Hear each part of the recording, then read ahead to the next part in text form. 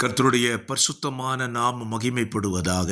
ஆசீர்வாதமான ஒரு நல்ல காலை நேரத்திலேயும் அனுதினமன்னா என்கிற வேத தியானத்தின் வழியாக உங்களை சந்திப்பதில் மிகுந்த சந்தோஷம். இந்த புதிய நாளை கர்த்தர் தந்தார், அதற்கு நன்றி சொல்லுவோம். இந்த நாளிலேயும் கர்த்தருடைய வேதத்தை நாம் தியானிக்கலாம். ஆதியாக 39ஆம் அதிகாரம் அதனுடைய 21வது வசனம். கர்த்தர் யோசேப்போடே இருந்து அவன் மேல் கிருபை வைத்து சிறைச்சாலை தலைவனுடைய தயவு அவனுக்கு கிடைக்கும்படி செய்தார். கர்த்தர் யோசேப்போடே இருந்தார். ஒரு அழகான வார்த்தை.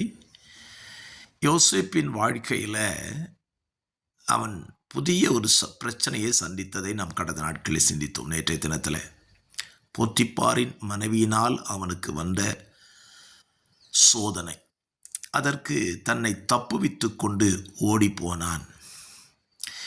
இப்போ பாருங்க, அவனுடைய எஜமானன் போத்திப்பார் வந்த உடனே போத்திப்பாரின் மனைவி யோசேப்பினுடைய வஸ்திரத்தை தன்னிடத்தில் வைத்திருந்து, அவனுடைய கணவன் வருமட்டும் அதை பத்திரமாய் வைத்திருந்து, அவன் வந்த உடனே யோசேப்பின் மேல் தவறான ஒரு குற்றச்சாட்டை பதிவிடுகிறாள்.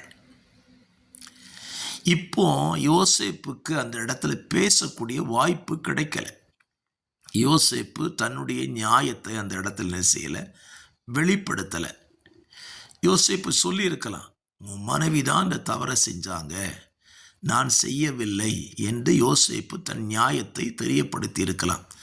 ஆனால் அவன் தன்னுடைய நியாயத்தை அங்கே தெரியப்படுத்தலை. அப்படிங்கிறது தான் வேதத்தில் நம்ம அறிந்து கொள்ள முடிகிறது. இதற்கு ஒப்புமையாக ஏசாயா தீர்க்க தரிசன புஸ்தகத்தில் 53ஆம் அதிகாரத்தில் ஸ்தோத்திரம், நான் ஒரு வசனத்தை உங்களுக்காக வாசிக்க விரும்புகிறேன். ஏசாயா 53 ஆண்டவராகிய இயேசு கிறிஸ்துவை குறித்து சொல்லப்பட்டிருக்கிற ஒரு வார்த்தை.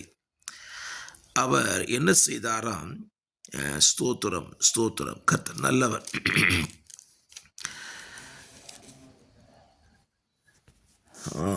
அவரை குறித்து ஏசாயா சொல்லுகிறான் 7ஆம் வசனத்தில், அவர் நெருக்கப்பட்டும் ஒடுக்கப்பட்டும் இருந்தார், ஆனாலும் தம்முடைய வாயை அவர் திறக்கவில்லை என்று எழுதப்பட்டிருக்கிறது. இயேசுவை பிலாத்து நியாயம் விசாரிக்கும் பொழுது இயேசு வாய் திறந்து எதையாவது சொல்லியிருக்கலாம்.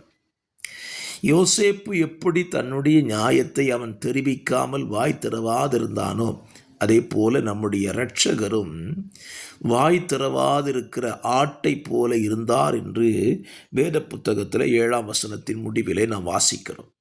அப்படியானால் சில நேரத்தில் நம்முடைய பகுதியில் நியாயம் இருந்தும், நாம் சரியாய் நடந்து கொண்டிருந்தும், நாம் அதை நியாயத்தை வெளிப்படுத்தாமல் இருந்தால் நாம் குற்றவாளிகளாய் மாற்றப்படலாம்.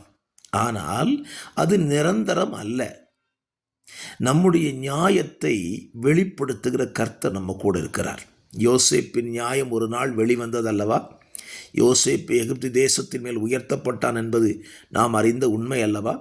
நம்முடைய இரட்சகரும் எல்லா நாமத்திற்கும் மேலான நாமத்தை பெற்றார் என்பதும் உண்மை அல்லவா? ஆகவே இந்த காலவெளியிலே உங்களுக்கு சொல்லுவேன், உங்கள் பகுதியிலே நியாயம் இருக்கலாம்.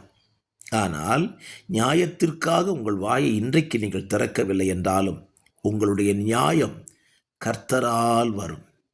அவனவனுடைய நியாயம் கர்த்தரால் தீரும் என்று வேதம் சொல்லியிருக்கிறது. ஆகையினாலே இந்த காலவெளியிலே என்னுடைய பகுதியில் இத்தனை நியாயங்கள் இருந்தும் என்மேல் தவறான குற்றச்சாட்டுகளை அல்லவா பதிவிடுகிறார்கள், நான் பேசிவிடட்டுமா என்று பதறாதிருங்கள்.